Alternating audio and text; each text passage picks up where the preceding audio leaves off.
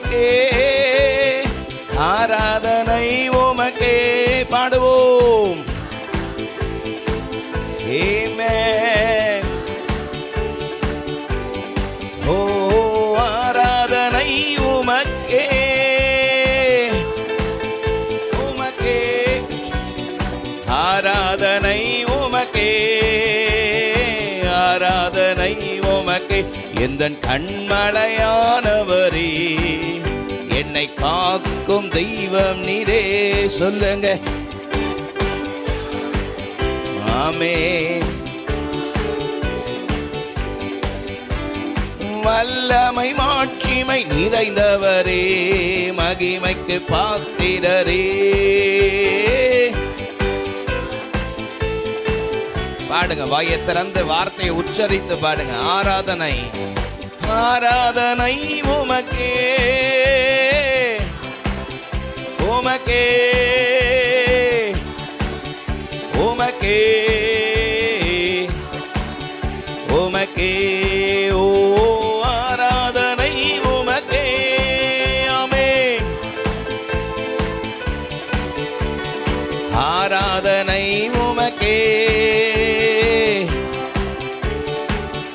உந்தன் சிறகுகளின் நிழலில் என்றென்று மகிழ செய்தீர். உந்தன் சிறகுகளின் நிழலில்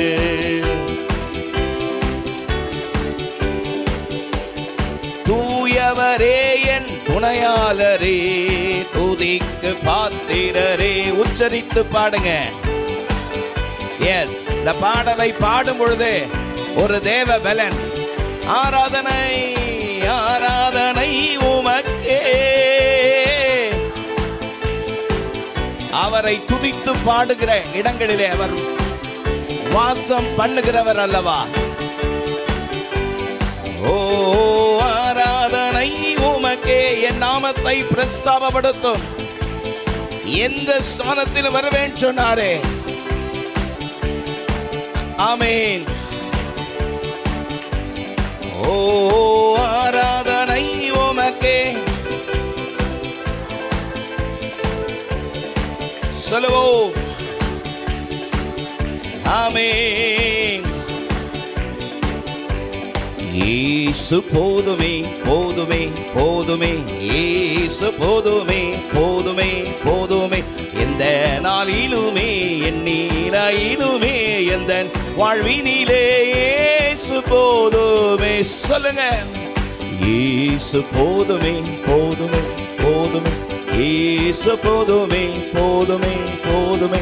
எந்த நாளிலுமே, எந்த வாழ்வினிலே இயேசு போதுமே.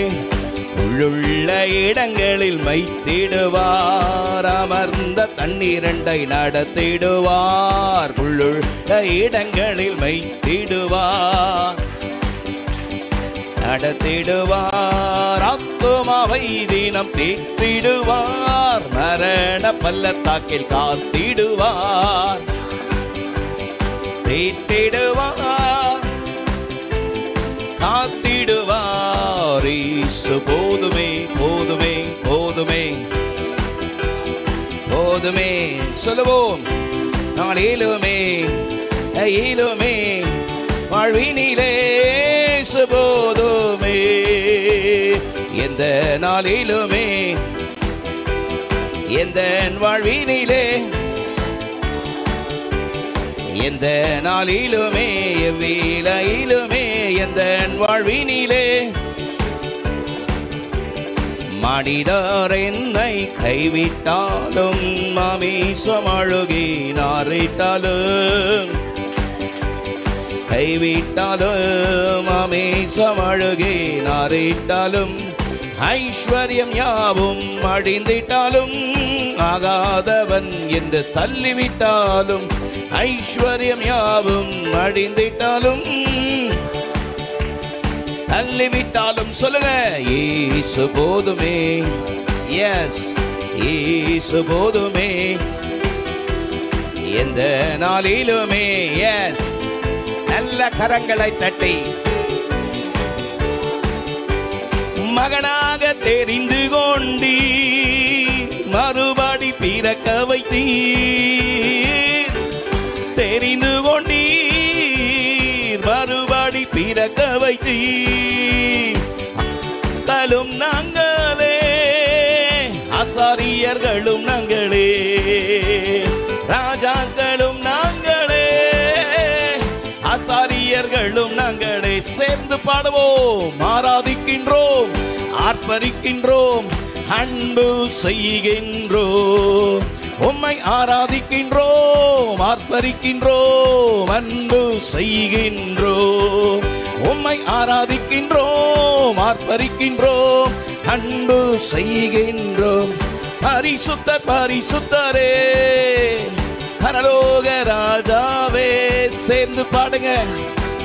சுத்தரே, பரலோக ராஜாவே, எப்போதும் இருப்பவரே, இனிமேலும் வருபவரே, எப்போதும் இருப்பவரே, இனிமேலும் வருபவரே. ஆராதிக்கிறோம், ஆராதிக்கின்றோம், ஆர்ப்பரிக்கின்றோம், அன்பு செய்கின்றோம். உம்மை ஆராதிக்கின்றோம், ஆர்ப்பரிக்கின்றோம், அன்பு செய்கின்றோம். உம்மை ஆராதிக்கின்றோம், ஆர்ப்பரிக்கின்றோம், அன்பு செய்கின்றோம். உம்மை ஆராதிக்கின்றோம், ஆர்ப்பரிக்கின்றோம், அன்பு செய்கின்றோம். உம்மை ஆராதிக்கின்றோம். எஸ், க்ளோரி செய்கின்றோம். மகிமை. ஆராதிக்கின்றோம், அன்பு செய்கின்றோம். நல்ல உற்சாகமாய் கரங்களை தட்டி ஆவியில் நிரம்பி அந்நிய பாஷைகளிலே கர்த்தருக்குள் அக மகிழுங்கள். ரிபதனமா உஷகதனமா லீதரமா உஷகபபப லீதனமா உஷகதரமா ஷிகரபலதிரமா ரீதனமா உஷிகதன கபரபலபதிரபா லீபௌ ரமௌ ஷகதனமா கதரபலபரிபா.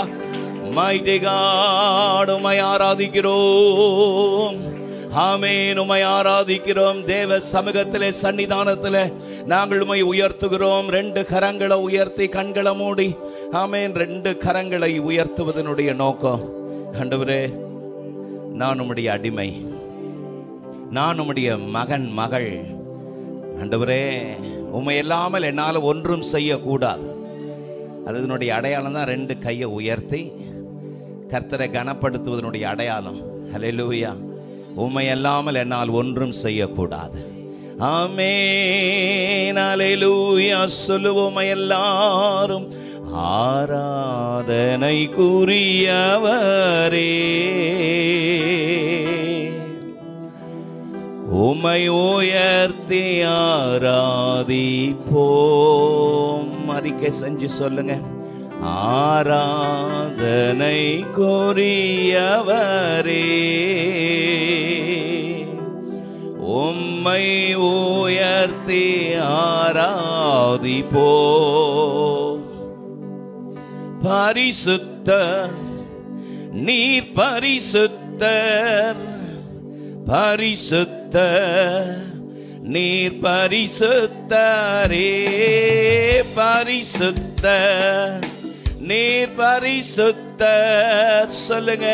பரிசுத்த நீர் பரிசுத்தரே, ஆராதனை கூறியவரே. சேர்ந்து உயர்த்தலாமா? உம்மை உயர்த்தி ஆராதிப்போம். உயர்த்துங்க. ஆராதனை கூறியவரே, உம்மை உயர்த்தி ஆராதிப்போம். பரிசுத்த பரிசுத்த நீ பரிசுத்த, பரிசுத்த நீ பரிசுத்தரே, பரிசுத்த நீ பரிசுத்த, பரிசுத்த நீ பரிசுத்தரே. என்னை நேசிப்பவர் நீரல்லவோ, என்னுடைய ஆராதனை உங்களுக்கு தான் சொல்லுங்க. எங்களை நேசிப்பவர் நீர் அல்லவோ, எங்களுடைய ஆராதனை உங்களுக்கு தான். பரிசுத்த நீர் பரிசுத்த, பரிசுத்த நீர் பரிசுத்தரே, பரிசுத்தர். சேர்ந்து பாடுவோம். நீர் பரிசுத்தர். ஒரு மனதோடு நீர் பரிசுத்தரே. என்னை மன்னித்தவர் நீர் அல்லவோ, என்னுடைய ஆராதனை உங்களுக்கு தான். எங்களை மன்னித்தவர் நீர் அல்லவோ, எங்களுடைய ஆராதனை உங்களுக்கு தான். பரிசுத்தர் நீர் பரிசுத்தர். சேர்ந்து பாடுங்க. நீர் உங்க கவலைகள், கஷ்டங்கள், போராட்டங்கள் இதை நினைச்சு கண்ணீர் விடுற நேரம் இதல்ல. அவரை உயர்த்துற நேரம். அவரை பாடி பாடி உயர்த்துருங்க. பரிசுத்தரே, பரிசுத்தர். சேர்ந்து ஒருவேளை நிறைய போராட்டங்கள், பிரச்சனைகள் இருக்கலாம். அதெல்லாம் ஒதுக்கி வச்சு கர்த்தரை பாடுங்க.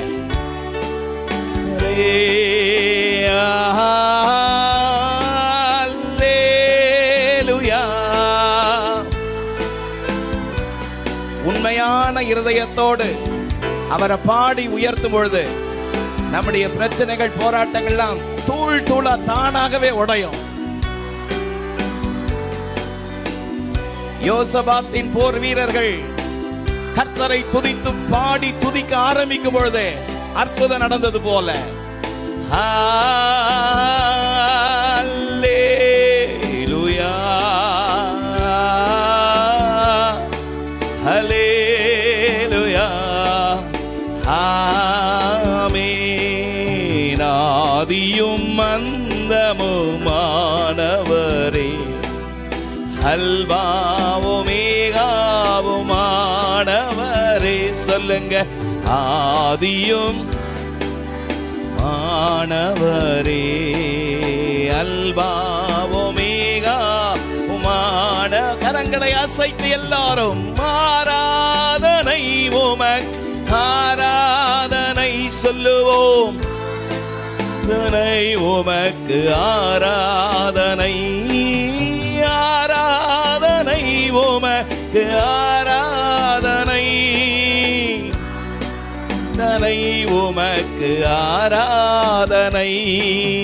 குத்து விளக்கின் மத்தியிலே உலாவிடும் எங்கள் பரிசுத்தரே.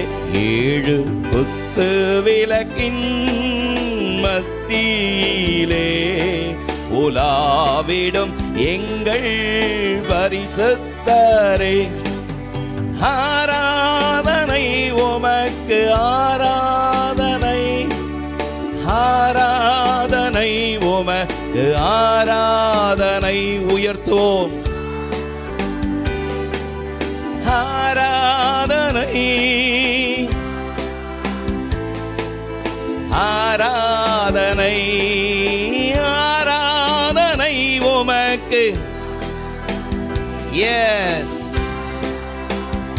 உமக்கு ஆராதனை, ஆராதனை உமக்கு. ஆமென்.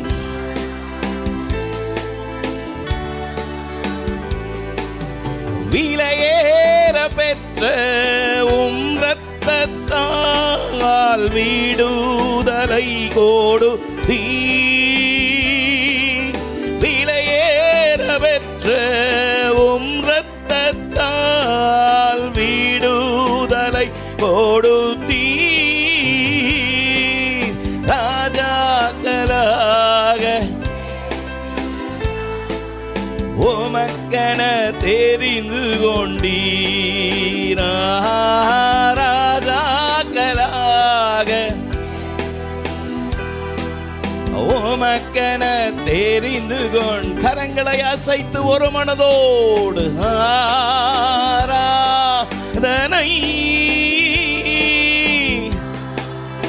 ஆராதனை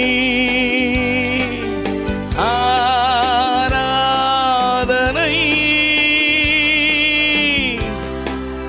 ஆராதனை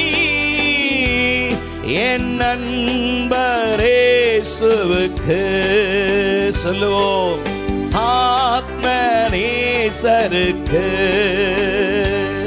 என் அன்பர் பாடுங்க, வாயை திறந்து பாடுங்க. என் ஆத்மநேசருக்கு வழிகாட்டும் தீபம் நீதானே, வழிகாட்டும் தீபம் துணையாளரே, தேற்றும் தெய்வமே, வழிகாட்டும் தீபம் துணையாளரே, தேற்றும் தெய்வமே, அன்பால் பலத்தால் அனல் மூட்டுமையா அபிஷேகநாதரே, அன்பால் பலத்தால் அனல் மூட்டுமையா அபிஷேகநாதரே,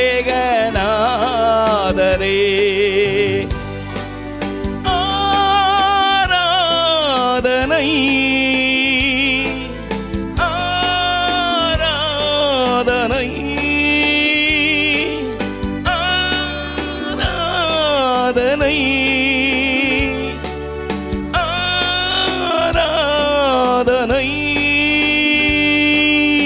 அல்லேலூயா அல்லேலூயா ஆராதனை உமக்கே அல்லேலூயா அல்லேலூயா ஆராதனை உமக்கே அல்லேலூயா அல்லேலூயா ஆராதனை உமக்கே. ஏக சத்தத்தோடு நல்ல வாழ்த்தி இயேசுவே உமக்கு ஆராதனை. ரைதனமௌ ஷகதன கபரலதிரமம லீஷந்தன கபரபலதிரப அல்லேலூயா அல்லேலூயா ஆராதனை உமக்கே. ரெண்டு கரங்களை உயர்த்தி சொல்லுங்க அல்லேலூயா. உயர்த்துங்க. உம்மை அல்லாமல் என்னால் ஒன்றும் செய்யக்கூடாதப்பா. ஆராதனை உமக்கே. ஆமென். அல்லேலூயா. mighty God. Hallelujah.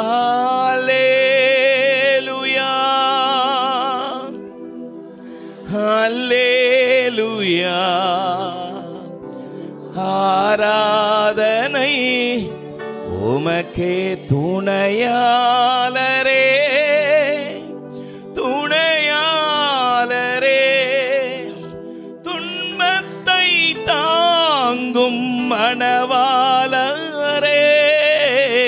துணையாளரே துணையாளரே துன்பத்தில் தாங்கும் மணவாளரே கண்ணீரை நீக்கி காயங்களாற்றி கனிவோடு நடத்திடுவார். கண்ணீரை நீக்கி காயங்களாற்றி கனிவோடு நடத்திடுவார். கண்ணீரை நீக்கி காயங்களாற்றி கனிவோடு நடத்திடுவார்.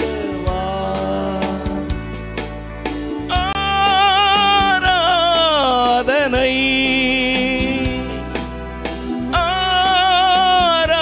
ஆராதனை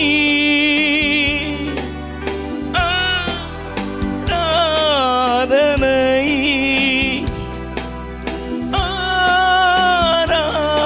ஆராதனை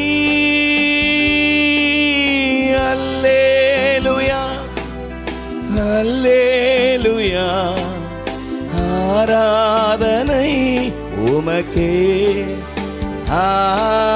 அல்லேலூயா அல்லேலூயா ஆராதனை உமக்கே.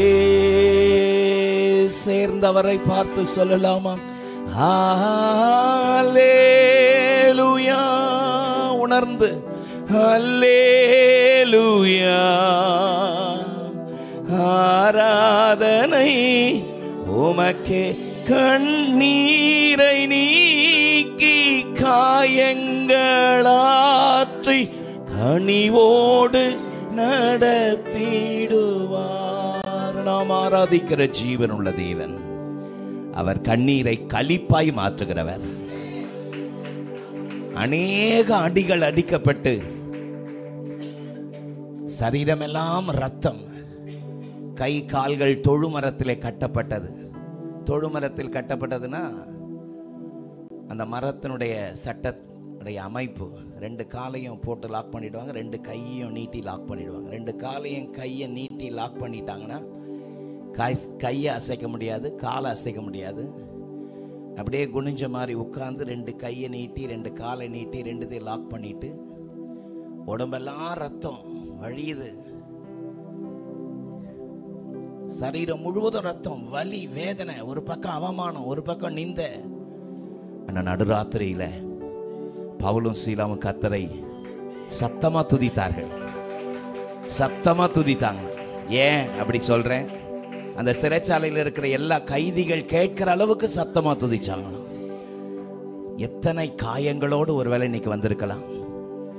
எழுத்தின்படி காயம் இல்லாமல் இருக்கலாம், ஆனால் உள்ளத்துல மிகுந்த காயத்தோட நீங்க வந்திருக்கலாம். உள்ளத்துல வேதனையோட, எல்லாராலும் கைவிடப்பட்ட நிலையில வந்திருக்கலாம். எனக்கு யாரும் இல்லைன்ற நிலையில கண்ணீரோடு வந்திருக்கலாம். அடுத்த ஸ்டெப் என்ன செய்ய போறேன்னு எனக்கு தெரியலையேன்னு ஒரு கேள்விக்குறியோடு வந்திருக்கலாம். ஆனாலும் நீங்களும் நானும் ஆராதிக்கிற தேவன் வனாந்திரத்திலே வழியை உண்டாக்குகிறவர். அவாந்திர வெளியிலே தண்ணீரை உண்டாக்குகிற அற்புதமான தேவன். அவரால் கூடாத காரியம் ஒன்றுமே இல்லை. அவரால் எல்லாம் கூடும். நல்ல ஒரு பெரிய கரகோஷம் கொடுக்கலாமே. அல்லேலூயா அல்லேலூயா ஆராதனை உமக்கே.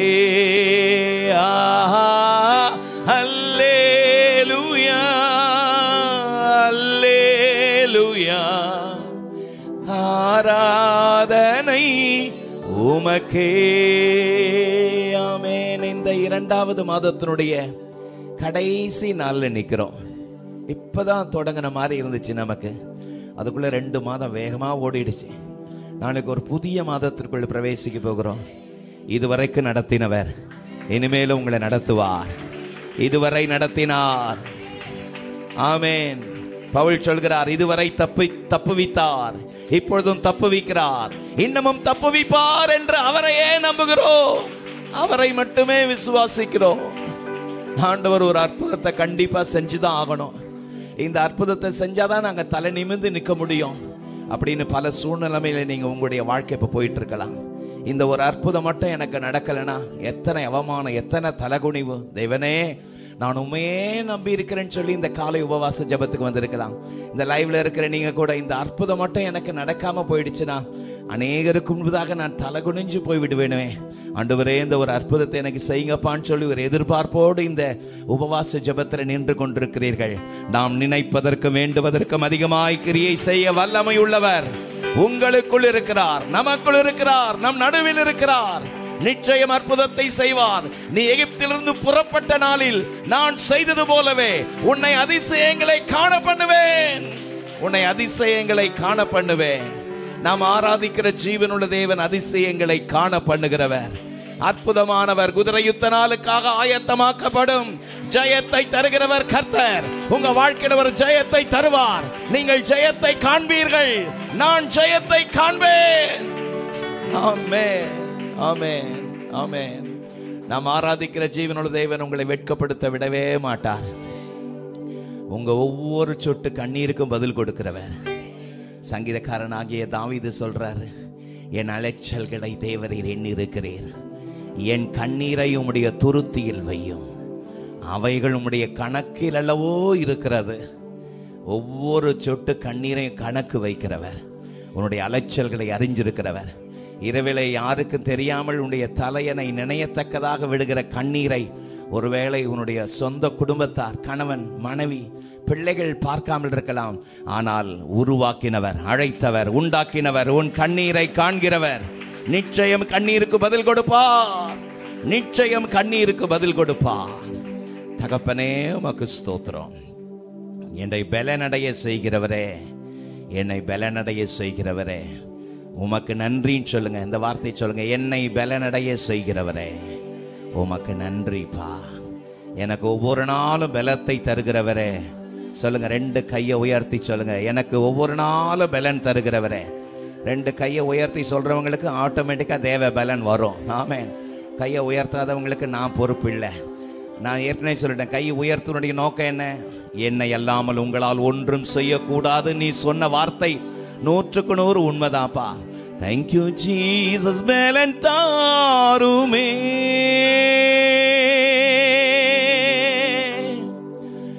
பலன் தாருமே,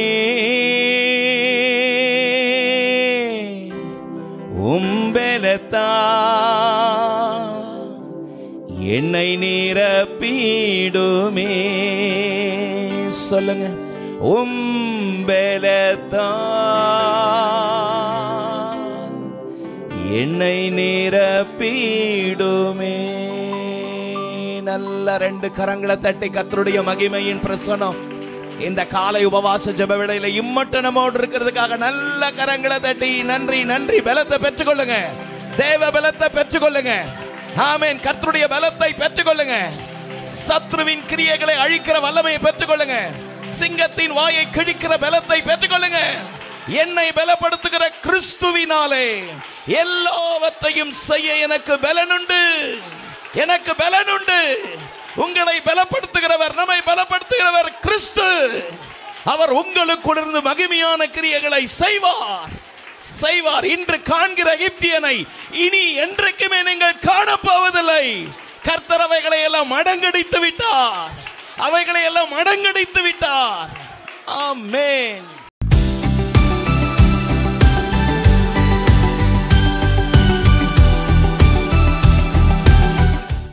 கர்த்தருடைய நாமத்துக்கு ஸ்தோத்திரம், மகிமை உண்டாவதாக.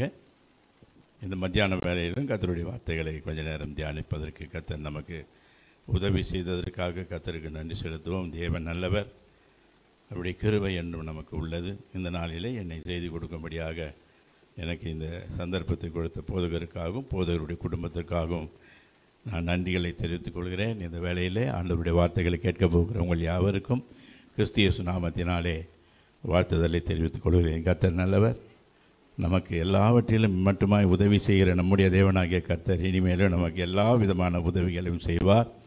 1 தீமோத்தேயுவிலே 1ஆம் அதிகாரத்திலே 7ஆம் வசனம் எப்படி சொல்லுகிறது? 1 தீமோத்தேயு 1ஆம் அதிகாரம் 7ஆம் வசனம், தேவன் நமக்கு பயமுள்ள ஆவியை கொடாமல் பலமும் அன்பும் தெளிந்த புத்தியுமுள்ள ஆவியையே கொடுத்திருக்கிறார். கண்களை மூடி ஆண்டவருடைய சமூகத்தை நோக்கி பார்ப்போம். ஆண்டவர் நமக்கு இந்த வார்த்தைகளிலே நம்மோடு இடைப்பட வேண்டும். இதில் இருக்கின்ற மன்னாவை கர்த்தர் நமக்கு அன்பாய் அவர் பெற்று தருவாராக.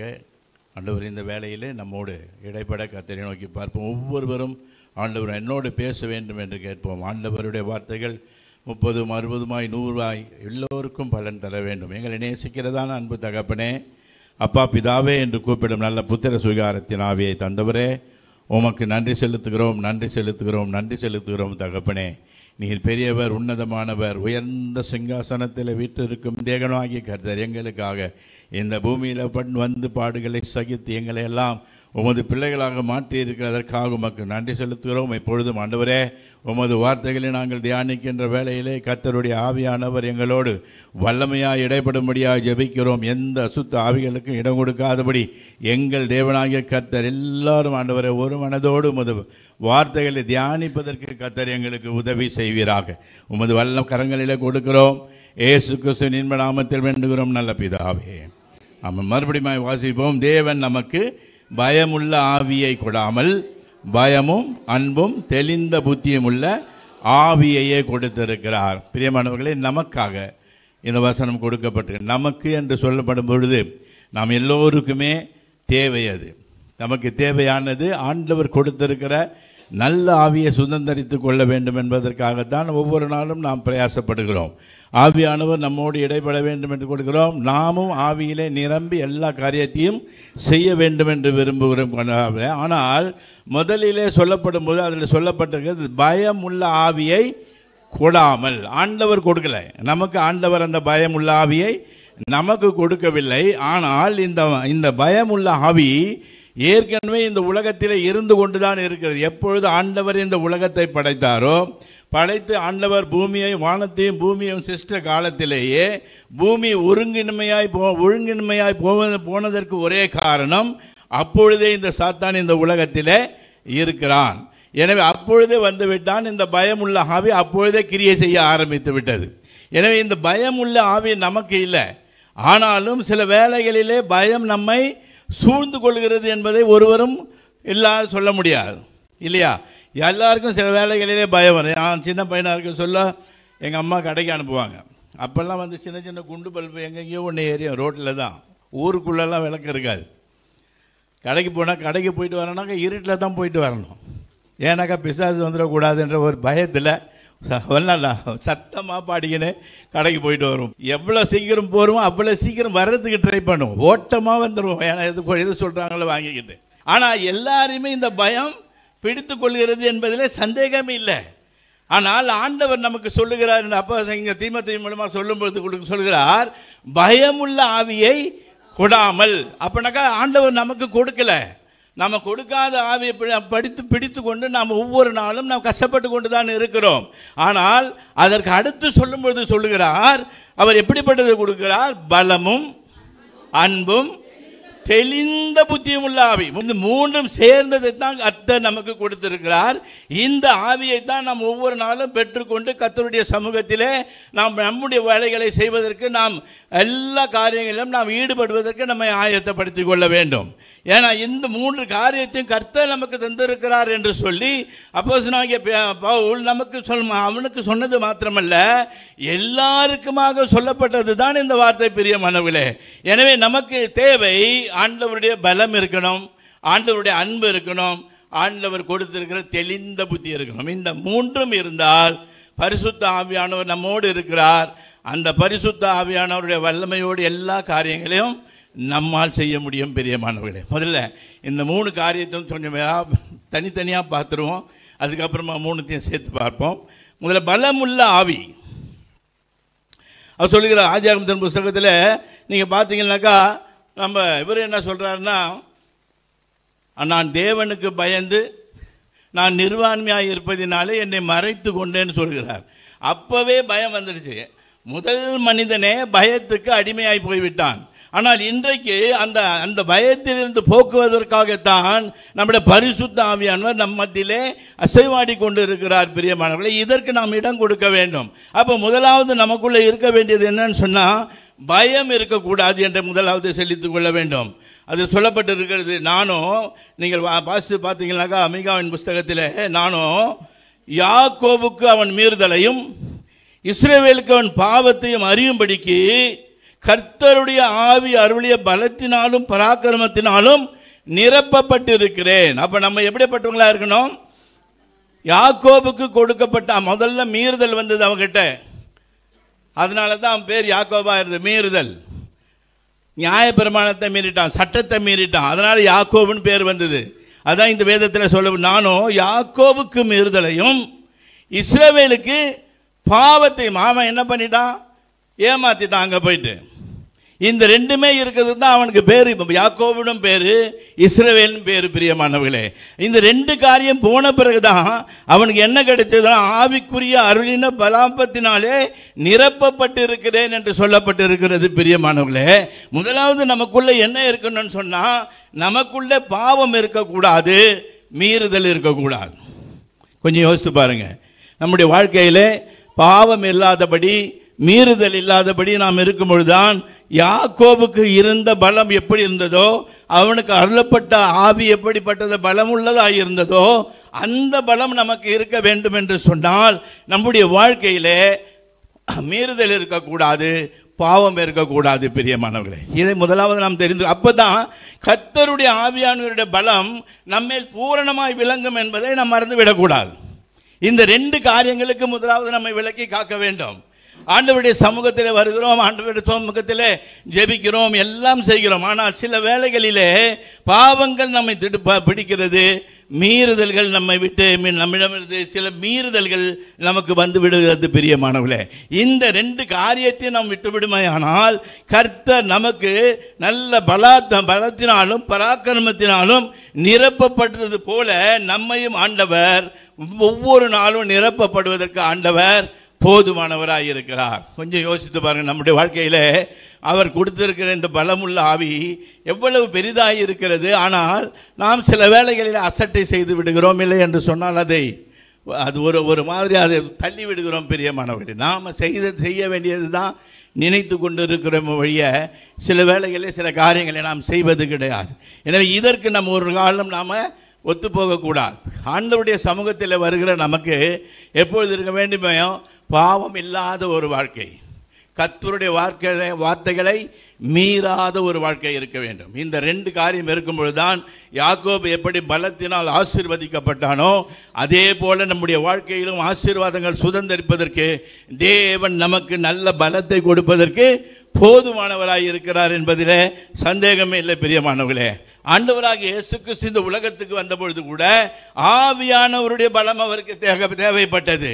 அந்த காலத்தில் ஆண்டவர் முழுதாக ஒரு மனிதனாக தான் வந்தார். ஆனால் அவருக்குள்ளே 100% தேவ ஆவி இருந்தாலும் அந்த நேரத்திலும் கர்த்தருடைய ஆவியானவருடைய பலம் அவனுக்கு தேவைப்பட்டது என்று வேதத்தில் வாசிக்கிற லூக்கா எழுதின புஸ்தகத்திலே 4ஆம் அதிகாரத்திலே 14ஆம் வசனத்தை வாசித்து பார்த்தால், பின்பு இயேசு ஆவியானவருடைய பலத்தினாலே கலிலேயாவுக்கு திரும்பி போனார். அவருடைய கீர்த்தி சுற்றிலும் இருக்கிற தேசமெங்கும் பரவிற்று. அப்போ ஆண்டவருக்கே இந்த உலகத்திலே மனிதனாய் வந்த பொழுது ஒரு பலமுள்ள ஆவி தேவைப்பட்டது. பிரியமானவர்களே, அவர் ஆண்டவராய் இருந்தாலும் குமாரனாய் இருந்தாலும் இந்த உலகத்திலே தன்னுடைய ஆவியை சுதந்திரித்துக் கொள்வதற்கு அந்த பலத்தினாலே போனார் என்று வேதத்திலே வாசிக்கிறோம்.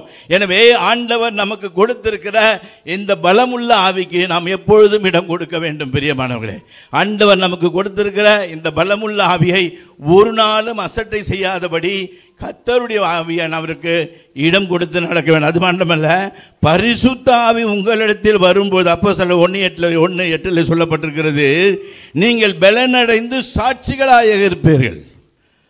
நம்முடைய வாழ்க்கையிலே சாட்சி தான் முக்கியம். கிறிஸ்தவன் என்ற சாட்சி ரொம்பவும் முக்கியம், ஒருத்தருக்கும் முக்கியம். நம்மை பற்றி யாரும் அசட்டையாய் ஒரு தள்ளி விடுகிற மாதிரி பேசுவதற்கு இடம் கொடுக்கக்கூடாது.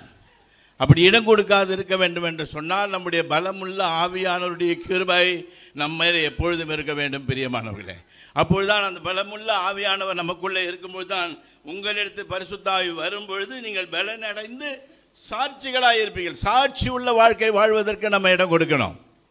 ஆண்டவர் நமக்கு அதற்காக நம்மை தெரிந்தெடுத்திருக்கிறார். நம்முடைய வாழ்க்கையிலே சாட்சி இல்லாத ஒரு வாழ்க்கை இருக்குமே ஆனால் அது பிரயோஜனமாக இருக்காது. நம்முடைய வாழ்க்கை ஆண்டவருக்காக நாம் பிரயாசப்படும் பொழுது ஒரு சாட்சி உள்ள வாழ்க்கையை நாம் வாழ வேண்டும். அதற்காகத்தான் நம்மளுக்கு பரிசுத்த ஆவியினுடைய பிரசன்னம் நம்ம மத்தியில் இருக்கு. அதுக்கு தான் ஆவியானவரை பெற்றுக்கொள்ளும்படியாக அநேக இடங்களிலே அநேக ஜபங்களிலே கர்த்தருடைய சமூகத்தை நாம் தேடுகிறோம். பிரியமானவர்களே, அந்த ஆவியானவர் நமக்குள்ளே எப்பொழுதும் இருப்பதற்கு நாம் இடம் கொடுக்க வேண்டும். பிரியமானவர்களே, இதை நீங்கள் நன்றாய் உங்களுடைய மனதிலே அப்படியே முழுமையாக ஏற்றுக்கொள்ள வேண்டும். அப்படியே முழுமையாக அது அப்படியே பிரயாசப்பட வேண்டும். என்னுடைய தேவனாகிய கர்த்தருக்கு, அவருடைய ஆவியானவருக்கு நான் எப்பொழுதும் சாட்சி உள்ளவளாக இருப்பேன் என்ற ஒரு வாழ்க்கை இருக்க வேண்டும். பிரியமானவர்களே, உலகத்திற்கு ஏற்ற ஒத்த வேஷம் தரிக்கக்கூடாது. இந்த உலகத்திற்கு ஏற்ற ஒத்த வேஷம் தரித்து கொண்டு வாழ்வதற்கு நாம் இல்லை. நாம் அதற்கெல்லாம் வேறு பிரிக்கப்பட்டவர்களாக இருக்கிறோம் என்பதுதான் ஆண்டவர் நமக்கு கொடுத்திருக்கிற நல்ல ஒரு சாட்சி. எனவே அந்த சாட்சி நமக்குள்ளே இருக்க வேண்டும் என்று சொன்னால் பரிசுத்த ஆவியானவருக்கு இடம் கொடுக்கும் பொழுது அவருடைய பலன் பூரணமாய் நம் மத்தியிலே விளங்கும். அதைத்தான் நாம் முதலாவது வாஞ்சிக்கணும். இந்த வாஞ்சை நமக்கு இருக்க வேண்டும். பிரியமானவர்களே, நீங்கள் கொஞ்சம் யோசித்து பாருங்கள். நம்முடைய வாழ்க்கையில் ஆண்டவருக்கு எவ்வளவு தூரம் இடம் கொடுக்கிறோம்? ஆண்டவருக்கு எவ்வளவு தூரம் நம்ம இடம் கொடுத்து கர்த்தருடைய சமூகத்தை நாம் வாஞ்சிக்கிறோம்? எந்த ஒரு காரியத்திலும் கர்த்தருக்கு முதலிடம் கொடுத்து அவருடைய பலனை பெற்றுக்கொள்வதற்கு நாம் எவ்வளவாக பிரயாசப்படுகிறோம் என்பது அவரவர்களுக்கு தெரியும். யாரையும் குற்றம் சொல்வதற்கு இல்லை. ஆனால் அவரவர்கள் யாராக இருந்தாலும் சரி, அவருடைய பலனை பூரணமாய் பெற்றுக்கொள்வதற்கு ஒவ்வொரு நாளும் கர்த்தருடைய சமூகத்தை வாஞ்சிக்கத்தான் வேண்டும். இதுதான் ஆண்டவர் நமக்கு கொடுத்திருக்கிற நல்ல ஒரு ஸ்லாக்கியம். இந்த ஸ்லாக்கியத்தை நாம் ஒருபொழுது நாம் தள்ளிவிடக்கூடாது. இந்த ஸ்லாக்கியம் இருந்தால், ஆண்டவருடைய சமூகத்தை தேடுகிறவர்களாக இருந்தால், கர்த்தர் எல்லாவற்றிலும் பூரண பலனை கொடுத்து நம்மை ஆசீர்வதிப்பதற்கு போதுமானவராக இருக்கிறார். ஒரு சாட்சி உள்ள வாழ்க்கையாக இருக்க வேண்டும். நாம் எங்கே இருந்தாலும் சரி, பேசினாலும் சரி, செய்தாலும் சரி, எந்த காரியத்தை எடுத்தாலும் ஆண்டவருடைய நாமம் மகிமைப்படும்படியாக ஆண்டவருடைய நாமம் சாட்சியுள்ள வாழ்க்கை நம் மத்தியில் இருக்கிறது என்பதை மற்றவர்கள் தெரிந்து கொள்ளும்படியான ஒரு சாட்சியுள்ள வாழ்க்கையை நாம் வாழ வேண்டும் பிரியமானவர்களே. அதுக்குத்தான் பரிசுத்த ஆவியினுடைய பலன் நமக்கு வேண்டும். அதனால் தான் இங்கே சொல்லும்போது சொல்கிறார், அந்த பலன் நமக்கு பூரணமாக வேண்டும். அந்த பலனை நாம் வாஞ்சிக்க வேண்டும். நாம் ஒவ்வொரு நாளும் அந்த பலன் வேண்டும் என்று சொல்லி கர்த்தருடைய சமூகத்தை ஆண்டவருடைய சமூகத்திலே கேட்க வேண்டும். நம்முடைய ஜெபங்களிலே ஆண்டவருடைய சமூகத்திலே அந்நிய பாஷையிலேயோ கர்த்தருடைய சமூகத்திலே உட்கார்ந்து ஜெபிக்கும் பொழுது தேவனுடைய பலன் நம்மதியிலே பூரணமாய் விளங்கும்படியாக அதற்காக நேரம் எடுத்து ஜெபிக்க வேண்டும் பிரியமானவர்களே. அதை செய்யும் பொழுதுதான் கர்த்தருடைய ஆவியானவர் நமக்குள்ளே இருக்கும் பொழுது, பரிசுத்த ஆவியானவர் நமக்குள்ளே இருக்கும் பொழுது ஒரு சாட்சி உள்ள வாழ்க்கையை வாழ வேண்டும். ஒரு சாட்சி உள்ள வாழ்க்கை நம்ம மத்தியில் இருக்கும். இது நாம் செய்ய வேண்டிய மிக முக்கியமான கடமை பிரியமானவர்களே. இதை செய்யும்போது தான் கர்த்தர் பெரிய காரியங்கள் நம்ம வாழ்க்கையில் செய்ய முடியும். எனவே அதற்கு நம்ம ஒப்பு கொடுக்க வேண்டும். நமக்கு பலமுள்ள நம்முடைய ஆவியானவர் நமக்குள்ளே தேவை. இதற்கு நம்ம ஒப்பு கொடுக்க வேண்டும் பிரியமானவர்களே. ஏதோ வந்தோம், செய்தியை கேட்டோம் என்று போய்விடக்கூடாது. இது நமக்குள்ளே கிரியை செய்ய வேண்டும். ஒவ்வொரு நாளும் கர்த்தருடைய சமூகத்தை தேட வேண்டும். அதிகாலையில் தேடணும். அதிகாலையில் தேடுறவர்களாக இருந்தீங்கன்னாக்கா ஒவ்வொரு நாளும் சபைக்கு லேட்டாக வர மாட்டீங்க. ஏன்னாக்கா கரெக்ட் டைமுக்கு வந்துடலாம். அதிகாலையில் எழுந்திருக்கும் போது அதே மூட்லேயே நம்ம வர்றதுக்கு அது ஈஸியாக இருக்கும். எனவே அந்த ஆண்டவருடைய சமூகத்தில் அதிகாலையில் தேடுவதற்கு ஒப்பு கொடுக்க வேண்டும். அது ஒப்பு கொடுக்கும்போது ஒரு பரிசுத்த ஆவியாருடைய பிரசன்னம் நம்மை அப்படியே மூடி மறைத்து கொள்ளும். நான் இந்த செய்தி எடுக்கிறதுக்காக ஒரு வாரமாக எடுத்திருந்தேன். ஆனால் ஆண்டவர் வாசனம் கொடுத்தார், மற்ற வார்த்தைகள் எதுவும் கொடுக்கல. என்னுடைய பேத்தி பிறந்த நாளுக்கு என்னுடைய பேத்தி மக வீட்டுக்கு போயிட்டேன். எப்படியாவது செய்தி எடுக்க வேண்டும் என்று ராத்திரி 2 மணி அப்போவே ஜெபம் பண்ணிட்டு இருக்க சொல்வேன். நான் என்ன செய்தி எடுத்து வச்சேனோ அந்த செய்தியெல்லாம் தள்ளிட்டு வேறு ஒரு மாதிரியான கோணத்தில் பேசும்படியாக என்னை ஆண்டவர் பணித்தார் பிரியமானவர்களே. நான் எடுத்து வச்சதெல்லாம் அதை போரம் கட்டிட்டேன். எல்லாத்தையும் எடுத்துட்டு காலையில் 2லேருந்து 3 மணிக்குள்ள செய்தியை இந்த வேலையில் உங்களோடு கொடுக்கும்படியாக தேவன் எனக்கு உதவி செய்தார். இது காலையில் அதிகாலையில் 2 மணிக்கு கர்த்தருடைய சமூகத்தில் அப்போது எழுந்தது தான், ஒன்றும் தூங்கலை. அதனால் அப்படியே தொடர்ந்து ஜெபத்திலேயே வந்து இங்கே நிற்கிறேன். எனவே ஆண்டவருடைய சமூகம் ஒரு செய்தியை கூட கொடுப்பதற்கு நமக்கு போதுமானதாக இருக்கிறது. அப்போது பரிசுத்த ஆவியானவருக்கு இடம் கொடுத்து நம்முடைய வாழ்க்கையை வாழ்வோம் என்று சொன்னால், ஒரு சாட்சி உள்ள வாழ்க்கை வாழ்ந்தால் நம்முடைய வாழ்க்கையில் பலன் குன்றி போகாது. பூரண பலனை கர்த்தர் கொடுப்பதற்கு போதுமானவராக இருக்கிறார். அது மாத்திரமல்ல, 2வதாக சொல்லப்பட்டது அன்பு, பூரண அன்பு. ஆண்டவர் மீது பூரண அன்பு இருக்க வேண்டும். அந்த அன்பு இருக்கும் சொல்லத்தான் அந்த ஆவியானுடைய கிரியை நம் மத்தியில் செய்யும் பொழுது அந்த அன்பின் நிமித்தம் நாம் சிலருக்கு பல காரியங்களை நன்றாய் செய்ய முடியும் பிரியமானவர்களே. இந்த வேதத்தில் நீங்கள் 1 கொரிந்தியர் 13ஆம் அதிகாரத்தில் 3ஆம் வசனம் சொல்லுகிறது, எனக்கு உண்டான யாவற்றையும் அன்னதானம் பண்ணினாலும் என் சரீரத்தை சுட்டரிப்பதற்கு கொடுத்தாலும் எனக்கு அன்பு எனக்கு இராவிட்டால் எனக்கு பிரயோஜனம் ஒன்றுமே இல்லை. நாம் அன்னதானம் பண்ணலாம், எல்லா நன்மையான காரியம் செய்யலாம். ஆனால் மற்றவர்கள் மீது அன்பு காட்டுகின்ற அதே நேரத்தில் தேவன் மீது பெரிதான அன்பு வைத்தவர்களாக இருக்க வேண்டும். தேவன் எனக்கு எல்லாவற்றிலும் உதவி செய்வார் என்று சொல்லி கர்த்தருடைய சமூகத்திலே ஆண்டவர் மீது அன்பு, பெரிதான அன்பு காட்டுகிறார். இங்கே உலகத்திற்கு மாத்திரம் காட்டுறதில்ல, இந்த உலகத்தில் காட்டுகிற அன்பு தேவன் மீது வைத்திருக்கிற அன்பின் நிமித்தமாக தான் காட்டுகிறோமே வழிய இந்த உலகத்திற்காக நாம் காட்டுவதில்லை. நாம் ஆண்டவர் மீது வைத்த அன்பின் நிமித்தமாக இந்த உலகத்திலே பல நன்மையான காரியங்களை நாம் செய்து கொண்டு வருகிறோம். அதுதான் கலாத்தியர் எழுதுகிற நீங்கள் வசனத்தில் வாசித்து பார்த்தால் 5:14 சொல்லப்படுது, உன்னிடத்தில் அன்பு கூறுவது போல பிறனிடத்தில் அன்பு கூர்வாய் என்கிற இந்த வார்த்தை நியாயப்பிரமாணம் முழுவதும் நிறைவேறுகிறதா இருக்கிறது. முதல் நியாயப்பிரமாண சட்டத்தை விட்டுட்டு உன்னுடைய தேவனாகிய கர்த்தருக்கு முழு உள்ளத்தோடும் முழு இதயத்தோடும் முழு ஆத்மாவோடும் அன்பு கூர்வாய் என்ற முதல் ஒன்றை விட்டுட்டு அதுக்கு அடுத்து சொல்லப்பட்டுகிற 9மே இந்த அன்பு என்ற 2வது வசனத்தில் அடங்கி போயிருக்கு. இந்த அன்பு இருந்து விட்டால் போதும். இந்த அன்பின் நிமித்தமாக தேவன் மீது நம்ம காட்டுகிற அன்பு, தேவன் நம் மீது காட்டுகிற அன்பின் நிமித்தமாக இந்த ஒரே ஒரு வசனத்திலே 9 கட்டளைகளும் அடங்கி இருக்கிறது என்பதை மறந்து போயிடக்கூடாது. எல்லாமே இருக்கிறது. நீ காட்டுகிற அன்பிலே எல்லாம் இந்த 9 கட்டளைகளையும் அடங்கி இருக்கிறது என்று கலாத்தியர் புஸ்தகத்தில் எழுதும்பொழுது எழுதப்பட்டு இருக்கிறது. பிரியமானவர்களே, இந்த வார்த்தை நியாயப்பிரமாணம் முழுவதும் நிறைவேறும் என்று சொல்லப்பட்டு இந்த நியாயப்பிரமாணத்தை முழுவதையும் நாம் நிறைவேற்றுவதற்கு போதுமானவர்களாக இருக்கிறோம். எனவே அன்பு எப்படி இருக்க வேண்டும் என்று சொன்னால், இது வாங்குகிற அன்பு இல்லை, கொடுக்கிற அன்பும் இல்லை. ஆமாம், மனப்பூர்வமாக இருதயத்திலிருந்து வருகின்ற ஒரு அன்பு. விலை கொடுத்து வாங்க முடியாது. யாருக்கிட்ட காசு கொடுத்தா நம்ம வாங்கிக்கவும் முடியாது. நம்மளை யாருக்கும் காசுக்கு விற்கவும் முடியாது. தேவனுடைய அன்பு என்பது ஒரு விலையேற பெற்ற அன்பு. ஒவ்வொரு நேரமும் சிந்திக்க வேண்டிய ஒரு அன்பு. எந்த காரியத்தை எடுத்தாலும் தேவன் நமக்கு செய்திருக்கிற அநேக நன்மைகளை நினைத்து பார்ப்போமே, ஆனால் எப்பொழுதும் ஆண்டவரை நினைக்கக்கூடிய ஒரு அன்பு இது ஆண்டவருடைய அன்பு. இந்த அன்பு நமக்குள்ள இருந்தால் இந்த 9 நியாயப்பிரமாணத்தில் 9 காரியங்களையும் நம்மால் மேற்கொள்ள முடியும். அல்லேலூயா.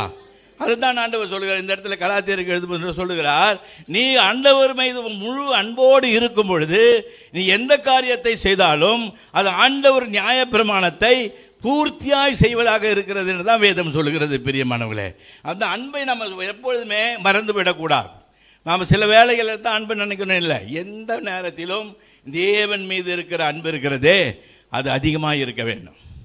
எப்பொழுதெல்லாம் எழுந்தாலும் சரி, எப்பொழுதெல்லாம் ஆண்டவரை நினைவு கூறும் போதெல்லாம் சரி, நமக்கு பல காரியங்களில் பல நஷ்டங்கள் ஏற்பட்டிருக்கலாம், வியாதிகள் வந்திருக்கலாம், பாடுகள் வந்திருக்கலாம், உபத்திரவங்கள் வந்திருக்கலாம், பல விதமான நிந்தனைகள் மற்றவர்களால் வந்திருக்கலாம். இவைகள் எல்லாம் தவிர்ப்பதற்கு கர்த்தருடைய சமூகத்திலே ஆண்டவரை நினைக்கும் போது அவர்களை நாம் நினைக்கிறோம், உடனே அவர்களை மன்னிக்கிறோம். அது உடனே மன்னிச்சிடணும். அப்போவே அந்த நேரத்தில் எப்போ எழுந்திருக்கிறோமோ, எப்போ ஜெபிக்கிறோமோ, எப்போது நினைவுக்கு வருகிறதோ அந்த நேரத்திலேயே தேவனுடைய அன்பை நமக்குள்ளே வைத்திருப்பதினாலே இந்த அன்பின் நிமித்தமாக மற்ற காரியங்களை எல்லாம் உதறி தள்ளுவதற்கு ஆண்டவர் நமக்கு உதவி செய்வார். பிரியமானவர்களே, நம்ம அது செய்கிறது கிடையாது. சில வேளைகளில் சில மனசை விட்டு எடுக்கிறதே கிடையாது. சில காரியங்களில் அது அப்படியே நம்மளை குத்தி கொண்டே இருக்கிறது.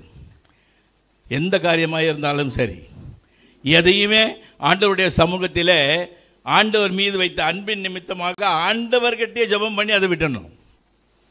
இது நம்ம விடுறது கிடையாது. நம்முடைய வாழ்க்கை சரியாக இல்லாததற்கு காரணம் சில காரியங்களிலே நாம் இன்னும் சரியாக ஆகலை. நீங்கள் கொஞ்சம் யோசித்து பாருங்கள். நான் எதுன்னு நான் சொல்லிட்டு இருக்கிறதுக்கு விரும்பலை. அவங்களுக்கு சில காரியங்கள் இருக்கிறது, எத்தனையோ காரியங்கள். அந்த காரியங்கள் எல்லாம் விட வேண்டும் என்று சொன்னால் தேவனிடம் வைத்திருக்கிற நம்ம அன்பின் நிமித்தமாக இந்த 9 காரியம், நியாயப்பிரமாணத்தில் எழுதப்பட்ட 9 காரியங்களையும் நாம் விட்டுவிட்டு ஆண்டவருடைய அன்பில் நிலைத்திருப்பதற்கு தேவன் நமக்கு உதவி செய்வார். பிரியமானவர்களே, நாம் அதுக்கு ஆயத்தமாக இருக்கணும். நம்ம சில வேளைகளில் சில காரியங்களில் நாம் அப்படி இருக்கிறது இல்லை. நம்ம எப்படி இருக்கிறோன்னு சொன்னாக்கா, அது ஒரு வைராக்கியம் இருந்து கொண்டே இருக்கிறது. இது சாத்தானால் கொடுக்கப்பட்டிருக்கிற இந்த வைராக்கியம். சிலர் கூட பேசக்கூடாது, சிலர் கூட எந்த காரியத்தையும் செய்யக்கூடாது. இப்படி பலவிதமான காரியங்கள் வருவதற்கு காரணமே மன்னித்து விட வேண்டும். ஆண்டவருடைய சமூகத்தில் எழுந்து சொல்லிட்டு மன்னித்து வேண்டும். எந்த நேரத்திலும் நேரமே கிடையாது இதுக்கெல்லாம். ஆண்டவருடைய சமூகத்தில் இப்போ தூக்கத்தில் கூட ஆண்டவர்கிட்ட ஜெபம் பண்ணலாம்.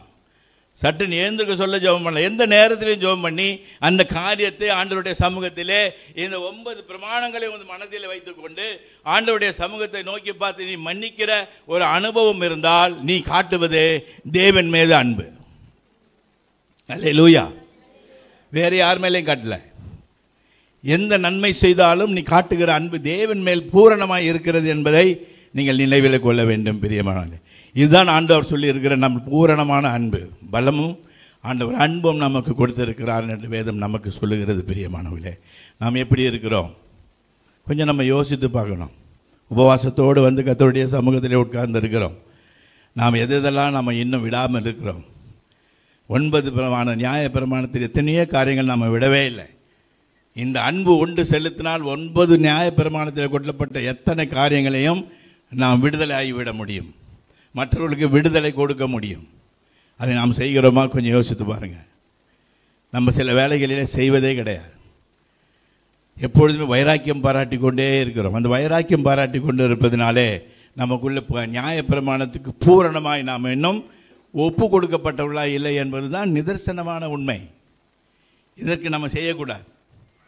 நீங்கள் கொஞ்சம் யோசித்து பார்க்கணும். இந்த வேலையில் வந்திருக்கின்ற அருமையான சகோதர சகோதரிகளை, நீங்கள் கொஞ்சம் உங்கள் மனசை கொஞ்சம் நியாயப்பிரமாணத்தில் சொல்லப்பட்ட மற்ற காரியங்கள் எல்லாம் வைத்து நீங்கள் எதில் இருக்கிறீர்கள் என்று சொல்லும் பொழுது நீங்கள் யார் மீது அன்பு காட்டுகிறீர்கள் என்றால் பூரண அன்பை தேவன் மீது காட்டுகிறீர்கள். உங்களுடைய முழு அன்பும் தேவன் மேல் இருக்கிறது என்பதுதான் இதில் நமக்கு நிச்சயிக்கப்பட்ட ஒன்று. பிரியமானவர்களே, நாம் யாருக்கும் செய்யலை. ஆண்டவர் ஒருவர் மீது ஒரு அன்பு காட்டும் பொழுது எல்லாவற்றையும் நாம் நன்மையானதாக மற்றவர்களுக்கு நம்மால் செய்ய முடியும். அது செய்கிறோமா? நீங்கள் கொஞ்சம் யோசித்து பாருங்கள். நம்ம வாழ்க்கையில் சில வேலைகளிலே அது பலவிதமான பிரச்சனைகளை கொண்டு வந்து விடுகிறது. நம்ம இந்த நேரத்தில் உபவாசத்தோடு கர்த்தருடைய சமூகத்திலே உட்கார்ந்து கொண்டு இருக்கிறோம். எனவே இந்த நேரம் இது நல்ல ஒரு நேரம். உங்கள் மனசுக்குள்ளேயே ஆண்டவருடைய சமூகத்தில் சொல்லி விட்டுடலாம். அப்போது கர்த்தர் மீது உங்களுடைய அன்பு பூரணமாக இருக்குது என்பதை நாம் இந்த வேலையில் ஒப்பு கொடுக்க முடியும். அதுக்காக தான் இந்த வேலையில் நம்ம வந்திருக்கிறோம். அதுக்காக தான் தேவனுடைய வார்த்தைகள் நமக்குள்ளே பிரசங்கிக்கப்படுகிறது. பிரியமானவர்களே, நீங்கள் உங்களை கொஞ்சம் யோசித்து பாருங்கள். மூன்றாவதாக சொல்லப்பட்டிருக்கிறது தெளிந்த புத்தி. புத்தியிலே 2 புத்தி இருக்குது. ஒன்று தெளிந்த புத்தி, ஒன்று தெரியாத புத்தி. இதுக்கு பேர் சானிட்டின்னு சொல்லப்பட்டிருக்கிறது. தெளிந்த புத்தி உள்ளவர்களாக இருக்கணும். அது கொஞ்சம் யோசித்து பார்த்தா பலவிதமான காரியங்கள் இதில் சொல்லப்பட்டிருக்கிறது. ஒரு 2-3 காரியத்தை மட்டும் எப்படி தெளிந்த புத்தினா என்னன்றதை மட்டும் சொல்கிறேன் நான். அதை நீங்கள் கொஞ்சம் புரிஞ்சுக்கிங்க. தெளிந்த புத்தி இருக்க வேண்டும் என்று நமக்கு ஆண்டவர் சொல்லியிருக்கிறார். நமக்கு புத்தி இருக்குது, இல்லைன்னு இல்லை, புத்தி இருக்குது. ஆனால் அந்த புத்தி எப்படி இருக்க வேண்டும் என்று சொன்னால் தெளிந்த புத்தியாக இருக்க வேண்டும். நீ செய்கிறது சரியாக இருக்கணும், அதை முன்கூட்டியே யோசித்து இருக்க வேண்டும். நீ சரியாக செய்வதற்கு ஒரு முன்கூட்டி யோசித்து அதை செய்து எந்த ஒரு பழுதும் இல்லாமல் ஒரு காரியத்தை செய்துட்டினாக்கா அதுக்கு பேர் தான் தெளிந்த புத்தி. அப்படி தான் இந்த ஆங்கில புத்தகத்தில் அது ஒரு இன்ட்ரோடக்ஷன் கொடுக்கப்பட்டு இருக்கிறது. பிரியமானவர்களே, அது மாத்திரமல்ல, அந்த தெளிந்த புத்தி இருந்தால் தெளிந்த மனநிலை என்று கூட சொல்லப்பட்டிருக்கிறது. தெளிந்த மனநிலை. அதுக்காக நான் ரெபெக்காவில் ஒரு உதாரணம் காட்டுறேன் உங்களுக்கு. நீங்கள் அதை பாருங்கள். அவனுடைய ஈசாக்காக பெண் பார்ப்பதற்காக போன பொழுது ஒரு நாள் பிரயாணம் போய் தான் ரெபெக்கால் வீட்டை கண்டுபிடிச்சார். அதுவும் ஆபிரகாமுக்கு சொந்தக்கார வீடு. என்னுடைய இனத்திலே பொண்ணு எடுக்க வேண்டும் என்று சொல்லி அனுப்பினார். அது பிரகாரமே அவனுடைய இனத்திலே ஒரு பெண் கிடைத்தது. பெண்ணை பார்த்து விட்டார், பிடித்து விட்டது, நகையெல்லாம் போட்டாச்சு. மறுநாளிலே பிரயாணப்பட வேண்டும். பெண்ணு நிச்சயதார்த்தம் பண்ணிட்டா பொண்ணு மாப்பிள்ளை வீட்டுக்கு வந்துடும். அது அந்த காலத்தில். இப்போ ஊர் சுத்த விட்டுறாங்க, இந்த காலத்தை விட்டுடும். மாப்பிள்ளை வீட்டுக்கு வந்துடணும். இந்த மாப்பிள்ளை வீட்டுக்கு வரும்பொழுது அவங்க வீட்டில் இருக்கிறவங்க எல்லாம் என்ன சொல்கிறாங்கன்னா, இன்னும் கொஞ்சம் நாள் இருந்துட்டு போட்டுமே, ஒரு 10 நாள் எங்களோட இருக்கட்டும், நீங்கள் தயவுசெய்து விட்டுட்டு போங்கன்னு சொல்லி எலியேசருக்கு சொல்கிறாங்க. எலியேசர் ஒன்றும் சொல்லலை.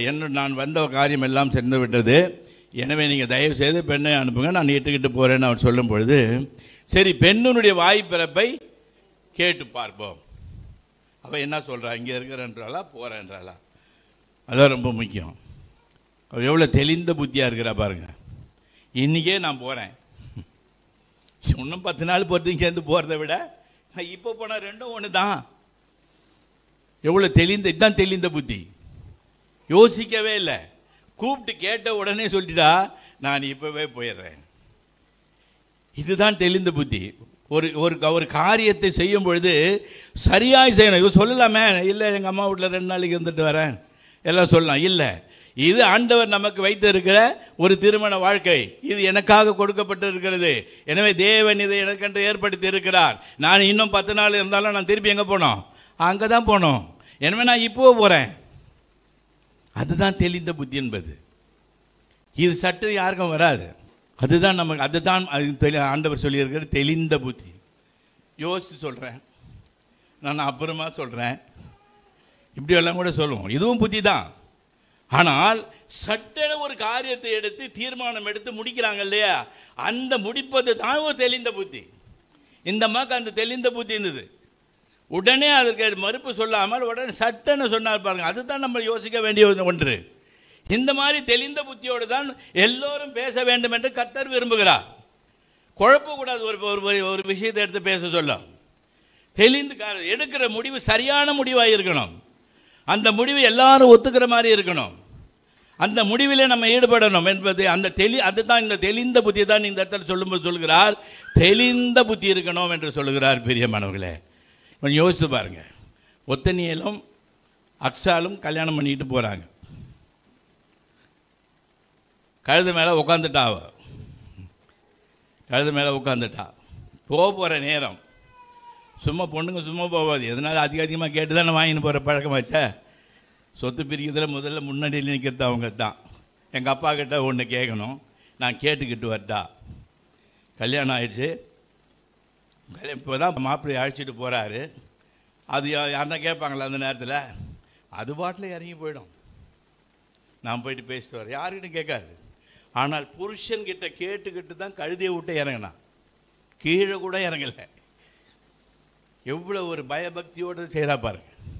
கழுதையிலிருந்து இறங்கி ஒத்தனையில் பார்த்து, நான் எங்கள் அப்பா கிட்ட ஒரு விஷயம் பேசணும், நான் போயிட்டு வரட்டுமா என்று சொன்னான். அதான் அந்த அந்த அந்த அந்த அவள் கழுதையை கூட்ட இறங்காமல் அங்கே இருந்து தன்னுடைய புருஷனிடம் அவள் கேட்டா பாருங்க. அதுதான் சரியான தெளிந்த புத்தி. இப்போ அது மாதிரிலாம் நடக்குமா? யோசித்து பாருங்க. எவ்வளவு தெளிந்த புத்தியோடு அந்த காலத்தில் இருந்திருக்காங்க. கழுதியில் மேலேருந்து கூட இறங்கல, ஏன் இறங்கி கூட கேட்கலாமே. ஆனால் இல்லை, அவள் ஆயத்தமாயிட்டா புருஷன் வீட்டுக்கு போகிறதுக்கு. ஆனால் புருஷனை கேட்காம இறங்கிறதுக்கு மனசு வரல. அந்த இடத்திலே அவனை கேட்டுக்கிட்டு தான் இறங்க வேண்டும் என்று சரியான தீர்மானம் எடுக்கிறாங்களே, அதுதான் தெளிந்த புத்தி. பிரியமானவர்களே, இதை தான் ஆண்டவர் நமக்கு சொல்கிறார். ஒரு காரியத்தை எடுக்கும் பொழுது அதை எப்படி செய்யணும் என்பதை சரியாய் தெளிவாய் எடுப்பது தான் தெளிந்த புத்தி. பிரியமானவர்களே, ஒரு தெளிந்த மனதோடு கூட எடுத்த முடிவை சரியான முடிவென்று எல்லோரும் பாராட்டத்தக்க விதத்தில் இருந்தால் அதுதான் தெளிந்த புத்தி. இன்னொரு காரியத்தை உங்களுக்கு சொல்கிறேன்.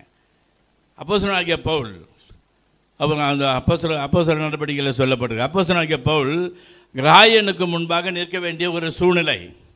அவனை கப்பலிலே பிரயாணம் பண்ணி போய் கொண்டு இருக்கிறாங்க. அந்த கப்பல் புயலிலே சிக்கி கொண்டது. 776 பேர் அந்த கப்பலில் இருக்கிறாங்க. கப்பலை அந்த புயலிலிருந்து மாட்டிக்கிச்சு. சரியா ஒன்று எடுக்க முடியாத ஒரு சூழ்நிலை.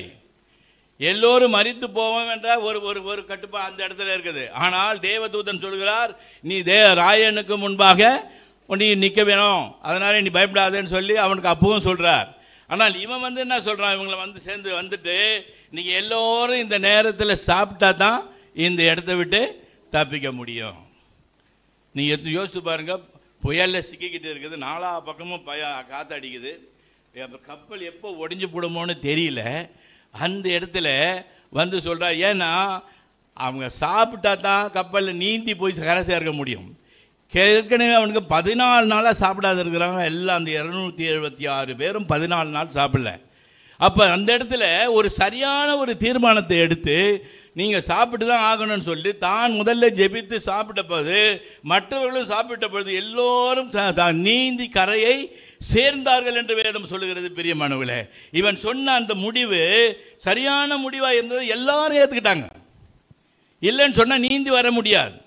ஏற்கனவே 14 நாள் பட்னியாக இருக்கிறாங்க. அப்போது தெளிந்த புத்தி இருந்தால் தான் இந்த மாதிரி சரியான காரியத்தை அந்த இடத்துல சொல்ல முடியும். எனவே இதற்கு நம்ம ஒப்பு கொடுக்கணும். பிரியமானவர்களே, நம்முடைய வாழ்க்கையில் நாம் எடுக்கிற முடிவு கர்த்தருடைய அனுமதியோடு, கர்த்தர் கொடுக்கின்ற நல்ல ஆவியோடு ஆண்டவருடைய சமூகத்தில் உட்கார்ந்து எந்த காரியத்தை எடுத்தாலும் தெளிந்த புத்தியோடு கர்த்தருடைய சமூகத்தில் எடுப்பதற்கு நம்ம ஒப்பு கொடுக்க வேண்டும். 2 விதமான அலசடிப்படக்கூடாது. நீங்கள் கொஞ்சம் யோசித்து பாருங்கள், நாம் எப்படி இருக்கிறோம் எந்த ஒரு தீர்மானம் எடுத்தாலும். அதனால தான் ஆண்டவர் சொல்லி அந்த இடத்துல சொல்லப்பட்டது, 3 இந்த 3 ஒன்றா இருக்கணும். கர்த்தருடைய ஆவியின் பலன் இருக்கணும், கர்த்தருடைய ஆவியினுடைய அன்பு இருக்கணும், கர்த்தருடைய ஆவியினுடைய தெளிந்த புத்தி இருக்கணும். இந்த மூன்றும் சேர்ந்து ஒரு மனிதனுடைய வாழ்க்கையிலே ஒவ்வொருவருக்கும் நிச்சயமாக இருக்க வேண்டிய ஒன்று. பிரியமானவர்களே, நீங்கள் உங்களை யோசித்து பாருங்கள், இது ரொம்ப முக்கியமானது. அதனால்தான் அந்த தெளிந்த புத்தியோடு இருக்க வேண்டும் என்று கர்த்தர் விரும்புகிறார். பிரியமான இது 1 தீமோத்தேயுல 2 தீமோத்தேயு 1 அதிகாரத்தில் சொல்லுங்க. தெளிந்த புத்தியை பற்றி சொல்லும் பொழுது பெண்களுக்காக சொல்லப்பட்ட ஒன்று.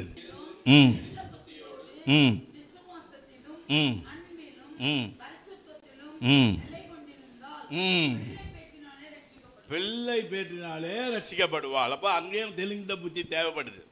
விசேஷமாக லேடிஸுக்கு எப்போ தேவைப்படுது? பிள்ளை பெறுவதற்கு முன்பாக தெளிந்த புத்தி இருக்கணும்னு ஆண்டவர் சொல்லி இருக்கிறார். பிரியமானவர்களே, ஆனால் வேதம் என்ன சொல்லுகிறது? நமக்கு தெளிந்த புத்தி இருக்கணும்னு சொன்னாக்கா விசுவாசம் இருக்கணும், அன்பு இருக்கணும், பரிசுத்தம் இருந்தால் நீங்கள் பிள்ளை பெறுவது நிச்சயம். சகோதரிகளே, நீங்கள் கொஞ்சம் யோசித்து பாருங்க, நீங்கள் யோசித்து பாருங்க. இது இருக்கணும் என்று சொல்றார். இது இருக்கும்பொழுது கர்த்தர் உங்களுக்கு எல்லா காரியத்திலும் நன்மை செய்வார். பிரியமானவர்களே, எனவே ஆண்டவர் நமக்கு கொடுத்திருக்கிற இந்த ஆவியினுடைய அபிஷேகத்தை ஒருவரும் தள்ளி போட்டுப்படக்கூடாது, அசட்டை பண்ணக்கூடாது. இதில் நாம் நிலைத்திருப்பதற்கு ஆண்டவருடைய சமூகத்தில் கொடுப்போம் என்று சொன்னால் தேவன் நிச்சயமாகவே நமக்கு உதவி செய்வதற்கு போதுமானவராய் இருக்கிறார். எனவே தேவன் நமக்கு பயமுள்ள ஆவியை கொடாமல் நமக்கு என்ன கொடுத்துக்கிறார்? பலமும் அன்பும் தெளிந்த புத்தியும் உள்ள ஆவியையே கொடு. ஒரே ஆவிதான், அந்த ஒரு ஆவியில இந்த 3 கிரியைகளை நடப்பிக்கிறது. இந்த 3 கிரப்புகளை நடப்பிக்க வேண்டும் என்று ஆண்டவர் நம்முடைய வாழ்க்கையில நடத்துகிறார். இந்த 3ஐயும் கடைபிடிக்க வேண்டியது நம்முடைய கடமை. இதை சரியாய் செய்யும் போது, கர்த்தருடைய ஆவியானவருக்கு இடம் கொடுக்கும் பொழுது தேவன் நமக்கு பட்சமாகவே இருப்பார், நம் பக்கத்திலே இருப்பார், நம்மை ஆசீர்வதிப்பார். எந்த சந்தேகமும் இல்லை. எழுந்து நிற்போம், ஜெபிப்போம். கர்த்தர் பெரிய காரியங்களை செய்வார். பலமும் அன்பும் தெளிந்த புத்தி உள்ள ஆவியை கொடுத்திருக்கிறார். ஆமென். வலது கரத்தை உயர்த்தி, தகப்பனே மை ஸ்தோத்திரிக்கிறோம். நீர் எங்களுக்கு அருளி இருக்கிற பலமும் அன்பும் தெளிந்த புத்தி உள்ள ஆவிக்காக உமக்கு ஸ்தோத்திரம்னு சொல்லி நல்ல சத்தத்தை உயர்த்தி கர்த்தரை ஸ்தோத்திரம் பண்ணலாம். ஹல்லேலூயா. தேவன் பயமுள்ள ஆவியை கொடாமல். ஆமென். ஹல்லேலூயா.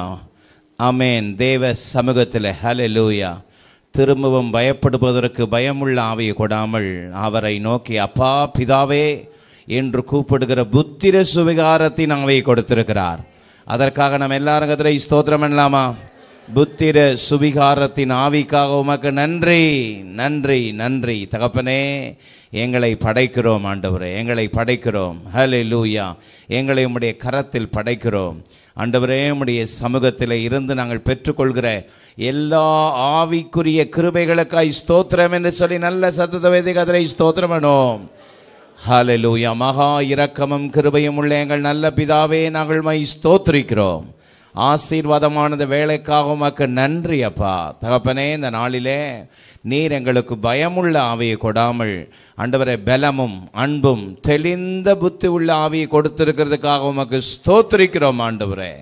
கர்த்தருடைய அற்புதமான கரம் கிருபை தொடர்ந்து ஒவ்வொருவரோடும் கூட இருப்பதாக உம்முடைய உன்னத கரத்திலே தாழ்த்தி ஒப்பு கொடுக்கிறோம். துதிகன மகிமையாவும் உமக்கொருவருக்கே செலுத்துகிறோம்.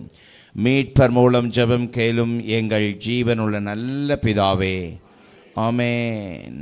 சீயோன் ஏஜி திருச்சபையின் ஆராதனை நேரங்கள்: முதல் ஆராதனை ஞாயிறு காலை 6:30 மணிக்கு, இரண்டாவது ஆராதனை ஞாயிறு காலை 9 மணிக்கு, மூன்றாம் ஆராதனை மற்றும் வாலிபருக்கான ஆராதனை காலை 11:15 மணிக்கு, மாலை ஆராதனை 6:30 மணிக்கும், சிறுவர் ஆராதனை ஞாயிறு காலை 7:30 மணிக்கும் மற்றும் 10:30 மணிக்கும் நடைபெறுகிறது.